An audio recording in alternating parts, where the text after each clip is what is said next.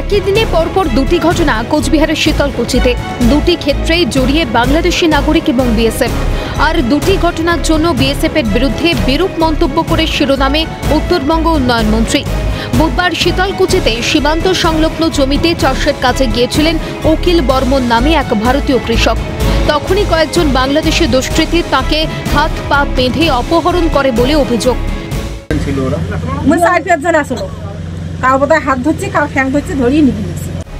ঘটনায় প্রথমে বাংলাদেশের বিরুদ্ধে ক্ষোভ উগরে দেন স্থানীয় বিজেপি বিধায়ক।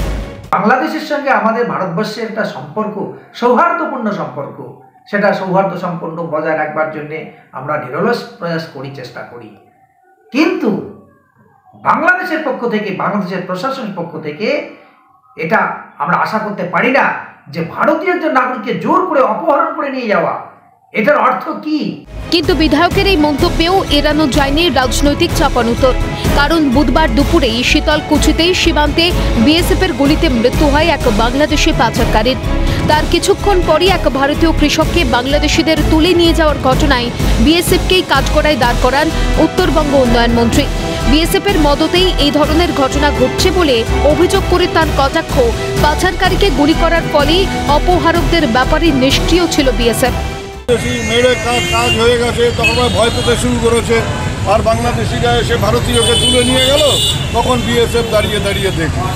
এতে অভিযোগটা আমাদের এই জায়গাটা, বিএসএফ যদি যথাযথ কাজ করে তাহলে এই সমস্যা হয় না। এই যে যেগুলো গোলমাল হয়েছে বিভিন্ন জায়গায়, ওখানেও তো বাংলাদেশের থেকে লোক এসে নানাভাবে উস্কানি দিয়েছে, গোলমাল পাঠিয়েছে, এবং সেটা বিএসএফের মদত ছাড়া হয় না। মন্ত্রীর এই মন্তব্যে কোচবিহারে শুরু হয় রাজনৈতিক চর্চা।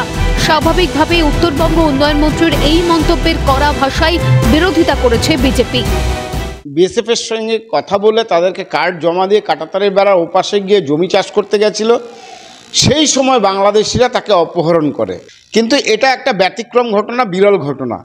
উত্তরবঙ্গ উন্নয়ন মন্ত্রী সবসময় সীমান্তে যারা অতন্দ্র প্রহরীর মতন ভারত মাতাকে রক্ষা করে চলেছেন, তাদের বিষেধাগার করেন, তাদের ভুল ত্রুটিগুলো উনি খুঁজে বের করার চেষ্টা করেন, এবং সবসময় উনি বিএসএফের সম্বন্ধে বিভিন্ন রকম কটূক্তিমূলক কথা বলেন।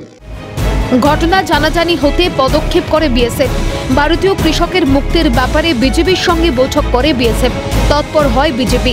বুধবারই উকিল বর্মনকে দুষ্কৃতীদের হাত থেকে উদ্ধার করে তারা। এখন তো আপনি কোথায় যাবেন? বাড়ি যাবেন না?